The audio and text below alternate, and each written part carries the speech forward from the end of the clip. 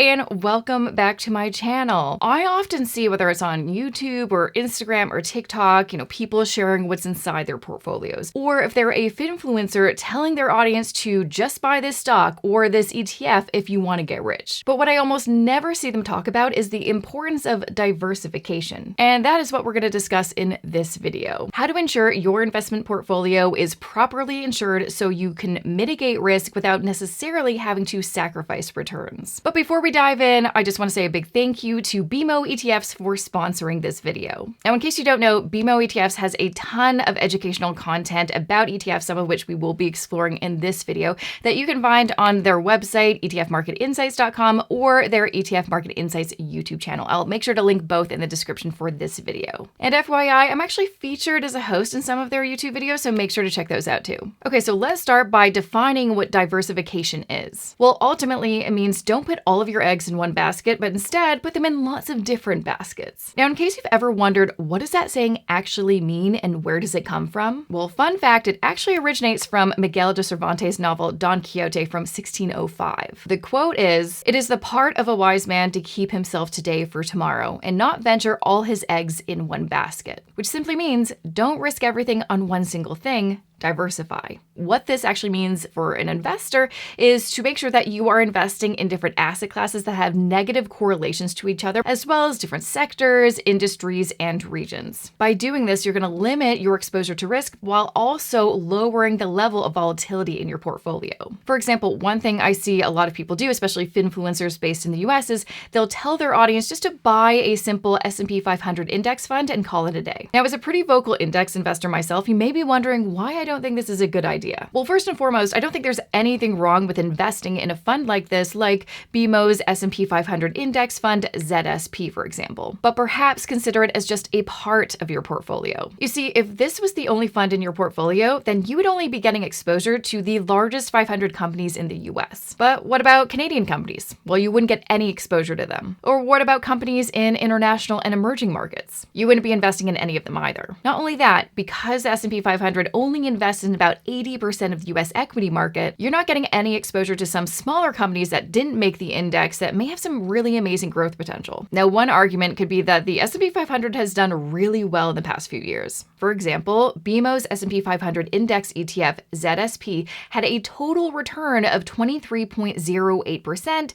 as of December 29th, 2023. So if you had invested $10,000 in ZSP on January 3rd, 2023, by December 29th of that year, you'd have $12,240.41 in your portfolio. A profit of just over $2,200 for literally just letting that fund do its thing. But looking at one-year returns doesn't really show you anything except what happened last year. If you want to get a true sense of what to expect from an index and thus an index fund, you have to look at a much longer period of time. For example, here are all the total returns of the S&P 500 since its inception in 1926. As you can see, although there have been many years with double-digit positive returns, there have also been many years with double-digit negative returns or very low returns. I mean, just looking at this, there is a ton of volatility going on. I mean, how would you feel if it was the year 2000 and you put all of your money into an S&P 500 index fund and you had to experience 3 years of negative returns? I'd bet you wish that you didn't put all of your eggs in that basket, but instead invested in some other baskets to safeguard your money. Now, earlier I mentioned a term that you may not be super familiar with, which is negative correlation. Now, this is essential for a diversified portfolio because what it means is you're investing in things that move in the opposite direction of each other. Now, if two assets have a positive correlation to each other, that means that they would move parallel to each other. For example, if you invested in 10 different tech stocks, they would have a positive correlation to each other, so you wouldn't be that diversified. It's like saying that you have a ton of different hobbies and then share that all of your hobbies are related to sports, such as playing sports, watching sports, coaching sports, sports betting. Now, although those hobbies are slightly different from one another, just like those tech companies are slightly different companies from each other, at the end of the day, all of those hobbies are about sports. It may be a good idea to broaden your horizons and diversify a little bit more and take up drawing or join a book club. Now, going back to tech stocks, what you would want to do is also invest in some industry that is negatively correlated to tech, like utility companies. Now, historically, tech companies have done really well during periods of economic expansion. However, they are typically abandoned during economic downturns in favor of more defensive and stable stocks like utility companies. So if you invested in both, when those tech stocks take a tumble, you would see a rise in your utility stocks. And when those tech stocks are on the rise, you would see some slower growth in those utility stocks. And although you would experience slightly lower highs than if you were to go all in on tech when it was on the rise, you'd also safeguard yourself from those really low lows when it's on the decline. But going beyond industries, this is why most investors don't just invest in stocks, they also invest in bonds because they are negatively correlated. When things are going well in the economy, people rush to stocks. When the economy is unstable or on the downturn, people rush to bonds. If you invest in both, you'll be prepared for either situation. Now that you understand the general concept of diversification, you may be wondering, so how do I build a diversified portfolio? Now, one easy way is to simply invest in a fund that is already well diversified, like an asset allocation ETF. Now, I've already made an in-depth video all about asset allocation ETFs, so make sure to watch that after this, but let me show you what it would look like if you invested in one. Let's take a look at the BMO Growth ETF, ZGRO. As you can see, it is diversified. It's a mix of 80% stocks and 20% bonds. So you've got that negative correlation with these two different asset classes. And then there's a lot of diversification within those asset classes too. For the stocks portion, it's invested in companies from Canada, the US, international, and emerging markets. As you can also see, for the US component, it's also not just invested in the top 500 companies in the US,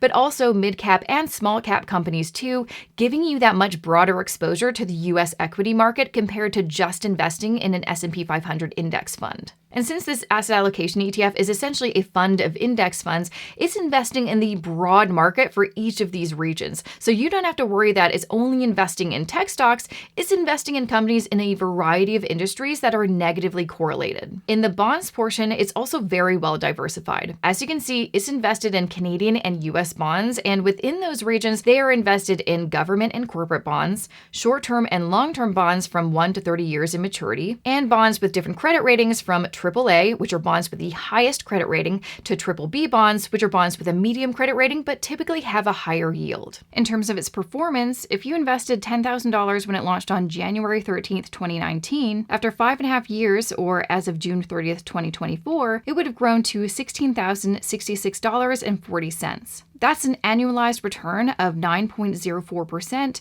or an overall return of 59.12%. Again, not bad for simply buying a diversified asset allocation ETF and letting it grow on its own. Now, if you don't want to invest in an asset allocation ETF because you're a die-hard DIY investor and like having the freedom and flexibility to choose your own ETFs, you can of course build your own portfolio with whatever ETFs you like. Or if you just want to model a portfolio that already exists, because who wants to reinvent the wheel, you can literally copy the composition of an asset allocation ETF, buy your own ETFs, and then manage it and rebalance it on your own. And if you'd like to learn more about how to actually do that, I've got a video all about that, so make sure to check that out after this. Well, I hope you enjoyed this video and learned something useful about the power of diversification. But also make sure to continue learning about ETFs with some of the great resources on etfmarketinsights.com and the ETF Market Insights YouTube channel. There is so much great educational content on there, so make sure to check it out. And a big thank you once again to BMO ETFs for sponsoring this video. Thanks again for watching, and I'll see you in my next video.